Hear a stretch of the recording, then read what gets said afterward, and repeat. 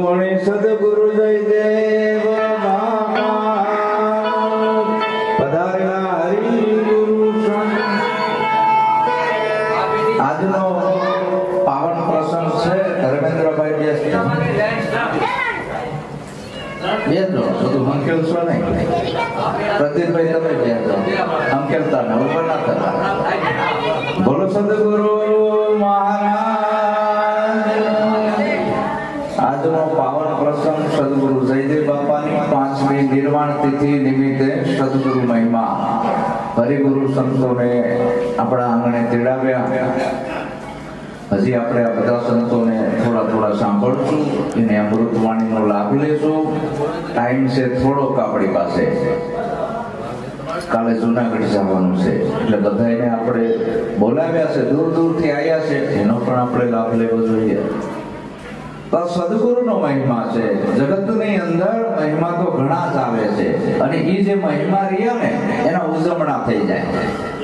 દશામાનું વ્રત હોય એનું ઉજવણું થઈ જાય.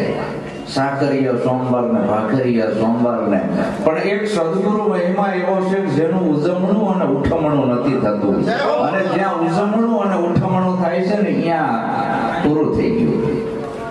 એને સુપાત્ર શિષ્ય કહેવાય.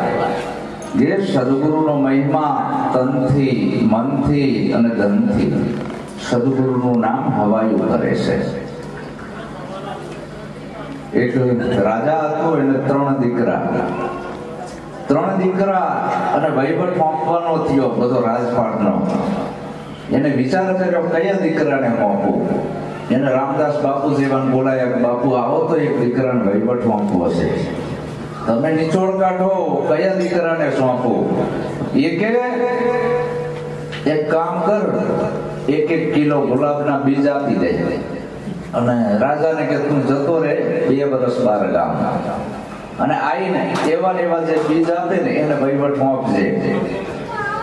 12 ગામથી આવ્યો રાજા 2 વર્ષે. 3 દીકરાને કીધું બીજ લાવો, મેં આપ્યા હતા. એકે તિજોરી મૂકી દીધા તો હડી ગયા, કામમાં આયા નહીં. બીજા દુકાને વેચી દીધેલા, દુકાને લેવા જયો. રાજા કે મેં આપ્યા ઈ લાય, આ નહીં, આ મારે નથી જોતા, 2 ફેર.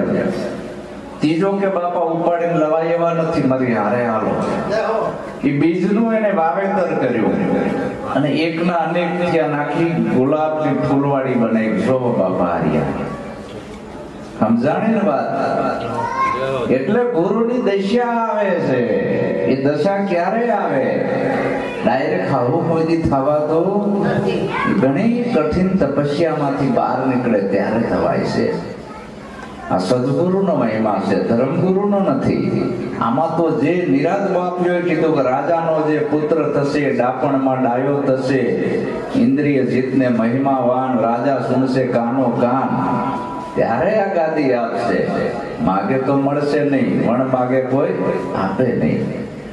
એટલે નિરાંત મહિમા સદગુરુનો છે. તો આવો સદગુરુનો મહિમા હરિગુરુ સંતો મળે, આપણે બીજું કાંઈ કરવું નથી. તો કરવું છે શું? સાથ આપજો કે ગુણ ગાવા તો ગુરુ રે ગોવિંદના બીજો સબ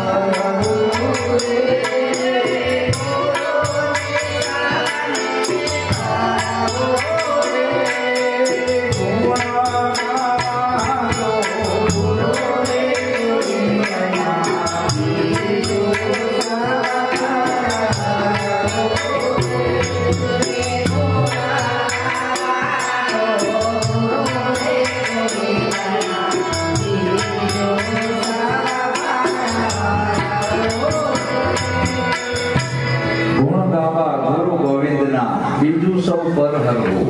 બીજું શું કે સદગુરુ શરણે ગયા પછી આપણી સુરતાનું કનેક્શન ડાયરેક્ટ થયું. અને સદગુરુ શરણે નતા ગયા અને જ્યારે આપણે બક કરતા હતા, ખોટી લવારી કરતા હતા, એ બધું બંધ કરી દેવાનું આવ્યું. બીજું સૌ પરહરવું. બસ ગુણ ગળા જોડેથી બગલો આમ બેઠો હોય ફટ દઈને માછલી પકડે ને એમ આકડા ત્યાંથી હું શીખ્યો છું. એટલે ગુરુ વગર કોઈને જ્ઞાન થાય નહીં. અને જો મને કોઈ કહેતું હોય કે હું ગુરુનો ગુરુ છું, તો એ જ્ઞાન કામમાં આવતું નથી. સદગુરુ વગર કોઈની મુક્તિ નથી. તો જ નિરાજ સ્વામીએ કીધું હોય, ગુણ ગાવા ગુરુ ગોવિંદના, બીજું સૌ પર હરવું, દર્શન કરવું ગુરુદેવનું, ગુરુથી સૌને ધરવું. તો આગળ નિરાજ સ્વામી શું કહે છે? ભજન કેનું કરવું? કે ભજન કરવું તો ગુરુને ભજવા, ગુરુનો મહિમા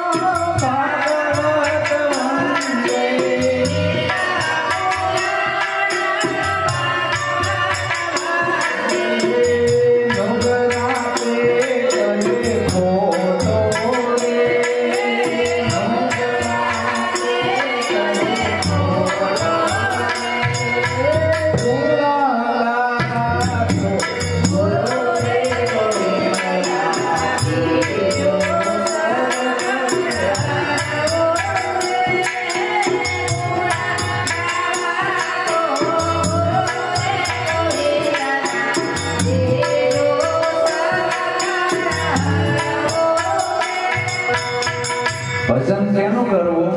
ગુરુનું. આ નિરાજ સ્વામી કહે છે, હું નથી કહેતો. ભજન કરવું ગુરુને ભજવા, ગુરુનો મહિમા મોટો. વેદ પુરાણ અને ભાગવત વંદે, પણ નુગરા તે કહે ખોટો. નુગરાને શું નમવું ના ગમે, એને માણા દેખાતા હોય કે તમે નિરાત વાળા માણાનું પૂજન કરો છો. શું અમે પાણાનું કોઈ દી નથી શીખ્યા? અમે પથ્થરને પૂજવા વાળા નથી, અમે જાગતા સેવવા વાળા છીએ. પથ્થર શું આપે? જે કઈ મળવાનું છે આ જાગૃત સદગુરુ આપે, સંત આપે. એટલે આવડો મોટો મહિમા છે ગુરુનો. પણ નુગરા માણસોને આ ગમે નહીં, એટલે કીધું માણા રાજ રે નર નુગરા ની આરે લેડો ના કરીએ.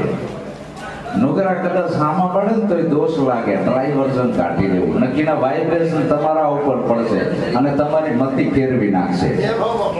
જે લાખાની ફેરવી નાખી હતી ને એવી રીતે તમારી 1 મિનિટમાં ડગરી સટકાઈ નાખશે. એટલે ગુરુમુખીનો સંગ કરવો, વેદો પુરાણો ભાગવત વંદે, નુગરા ઈ કહે ખોટો. તો આગળ નિરાજ મહારાજ શું કહે છે? સેવા કેની કરવી?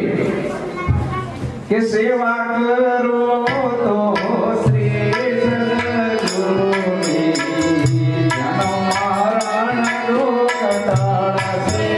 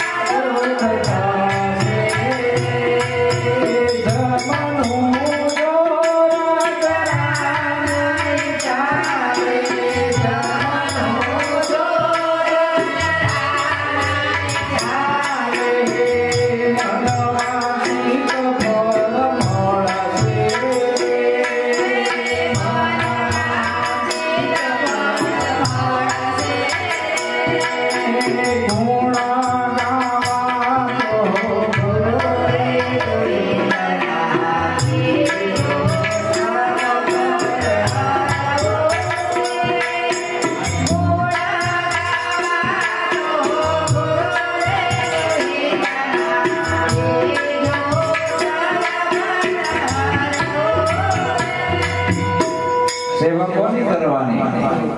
સદગુરુની. સેવા કરો સદગુરુની તો જન્મ મરણ દુઃખ ટળશે.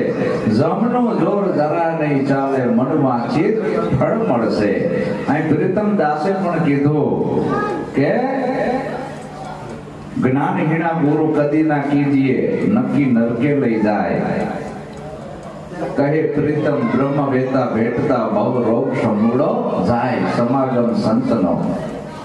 વાંચણી ગાય હોય ને એના અંદર તમે ગમે એટલું ખાણ નાખો પણ ટીપું દૂધ ના આપે મહેનત તો માથે જાય. એટલે પ્રીતમ કે વંજ્યા પુરુષ નું કામ ના, વંજ્યા ગાય નું કામ નહીં. દૂધણી હોય ને અહીંયા કઈક નાખ્યું હોય કઈક આપે.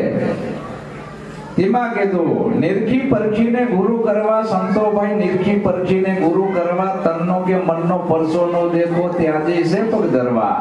નિરાજ સ્વામી કે નિરખી પરખીને ગુરુ કરવા સંતો ભાઈ. એટલે સદગુરુ નો મહિમા છે. સદગુરુ મંદિર ના બતાવે, મસ્જિદ ના બતાવે, સદગુરુ મંત્ર કે કંઠી ના બાંધે, માદડિયા ના આપે. સદગુરુ તમને તમારી ઓળખ કરાવે. હું કોણ છું, ક્યાંથી આવ્યો, મારે ક્યાં જવાનું, સ્વયંની ઓળખ કરાવે. સ્વયં કરતા પોતે, બીજો છે જ નહીં. તો આવા સદગુરુની સેવા કરી લ્યો તો જન્મ મરણ દુઃખ ટળશે. જમનું જોર જરા નહીં. આવડું મોટું વાવાઝોડું આવ્યું, બધું ઉડી ગયું, આકાશને કઈ થાય? આવું જ્ઞાન સદગુરુ આપે. ભલે ગમે એટલા વાવાઝોડા આવે તને કઈ થાય એવું નથી. આવું નક્કી પણ કરાવી દે. આને સદગુરુ કીધા. તેમાં કીધું તો પૂજન કેનું કરવું? કે પૂજન કરવું તો શ્રી સદગુરુ ગુરુની આણસ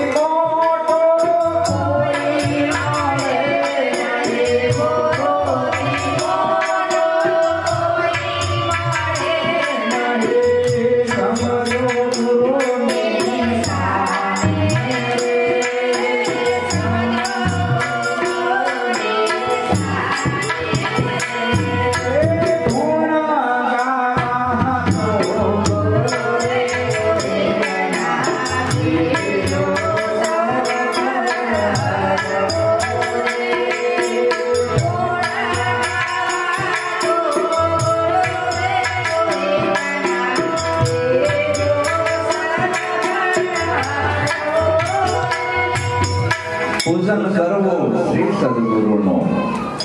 ગુરુની આણ સૌ માને, ગુરુનું વચન બધાય માને. રામકૃષ્ણ જેવા ગુરુના વચને વર્યા. છત્રપતિ શિવાજી, જનક રાજા, આ બધા ગુરુના વચને હાલતા હતા. કબીર સાહેબ, ધર્મદાસ છે ને, બધા ગુરુ વચને. ગુરુની આણ સૌ માને. ગુરુથી મોટો કોઈ મળે નહીં. સમજો સદગુરુ જાને. ગુરુથી મોટું આ દુનિયામાં કોઈ છે નહીં. પણ તમને જો આ દેહ દેખાય તો ભૂલા પડે. ગુરુ 5 તત્વોનું પૂતળું છે જ નહીં. ગુરુ તારો પાર ન પાયો, વારી વારી વારણા અખંડા ધણીને તમે ઓળખો. પણ આપણાને વીંટી દેખાય છે, હોનું દેખાતું નથી. ડખા આય છે. પણ જેથી વીંટીમાં હોનું દેખાતું થઈ જાય ને તો અણુ અણુમાં છે. અને સંતમાં પ્રગટ છે. લાકડામાં અગ્નિ છે પણ અપ્રગટ છે. એને પ્રગટ કરવો પડે. આપણે નાના પડાય પણ અપ્રગટ છે. પણ લાકડાના ઢગલા કરીને તાપી તો કઈ ટાઢ ઉડે નહીં. એને પ્રગટ કરવો પડે. ચિનગારી લગાડવી પડે. આવી ચિનગારી જેનામાં લાગી ગઈ, બુદ્ધત્વ જાગૃત થઈ ગયું, પોતાનો આત્મા જાગી ગયો, અહમ બ્રહ્માસ્મિ નક્કીપણું થઈ ગયું, એ જાગૃત સદગુરુ. અને કોકની ઓથ લઈને હાલે એ સસુંદર. સસુંદરા કોકની ઓથ લે, હા, બીજે બીજે કોકના આધારે આધારે. આને કોઈના આધારની જરૂર હોય નહીં. આધાર એક સદગુરુનો, બીજા કોઈનો નહીં. આવું નક્કીપણું આપણાને થયું છે. જો આવું નક્કીપણું થયું હોય તો ઘર યાદ ના આવે. પેલા તો આવો ગુરુનો મહિમા છે. બધા ગુરુના, હું ગુરુના વચને જ હાલું છું. જયદેવ બાપાના વચને હાલું છું. એટલે મારા વાલા સંતો ગુરુનો મહિમા આગળ વધારજો. તેમાં કીધું કે આનાથી મોટો કાંઈ નથી. કે આ તો તવ છે તે તમને કહું છું.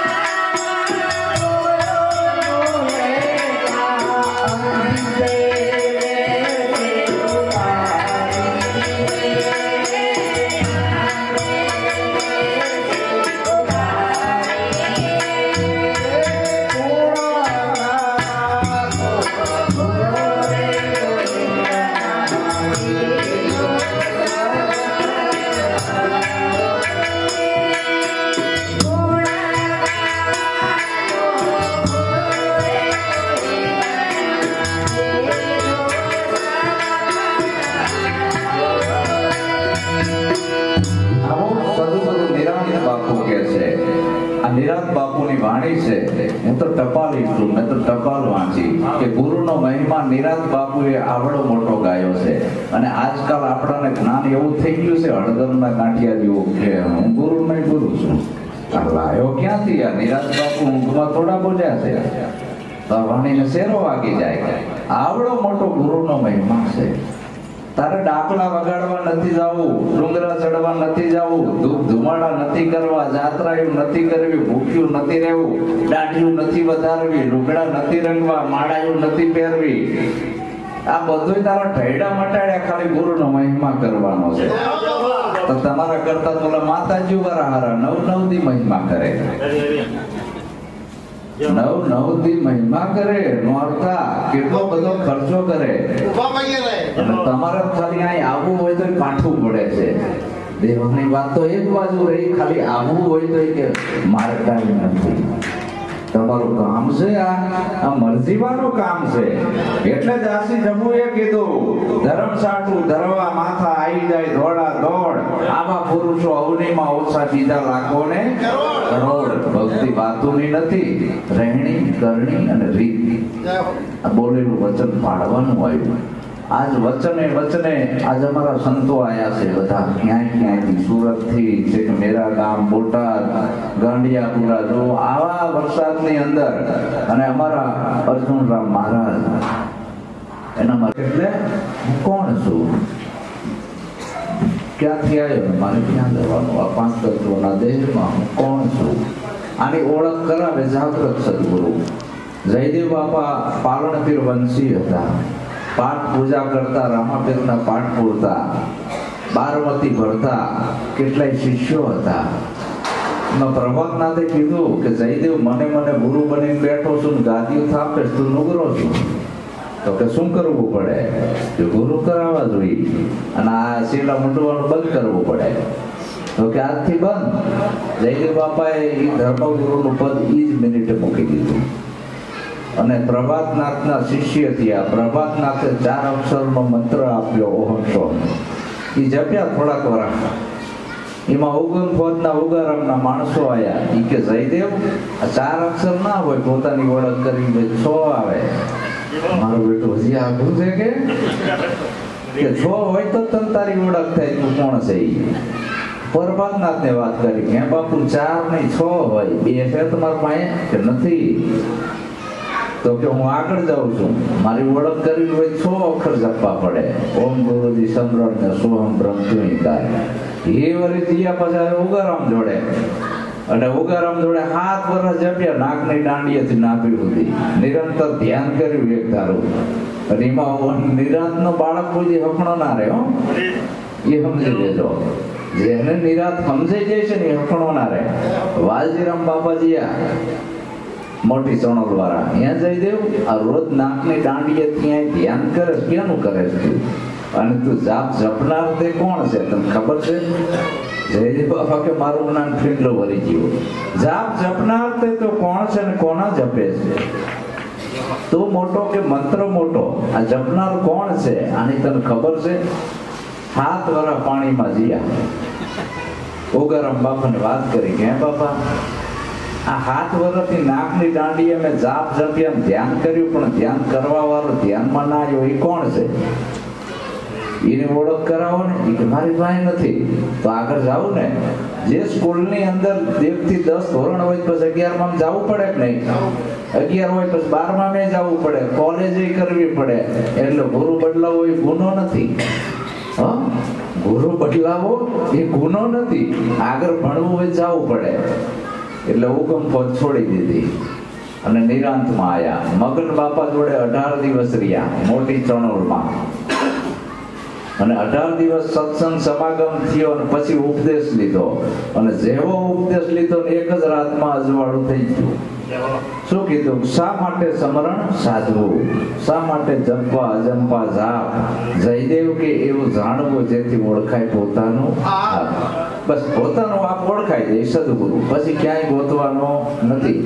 એવો મહિમા રામદાસ બાપુએ આપણાને શબ્દ દ્વારા ટકોર કરી છે કે આપણાને કોઈ મંતર તંતર વાળા નથી ભટકાણા ને. વહેલી તકે બદલાઈ લેજો ગુરુ. એટલે હવે અમારે મહાપુરુષો આવ્યા છે, રસીલાબા છે, હંસાબા, રામભાઈ મહારાજને વિનંતી કરું એ લાભ આપે 5-10 મિનિટ પછી બાપુને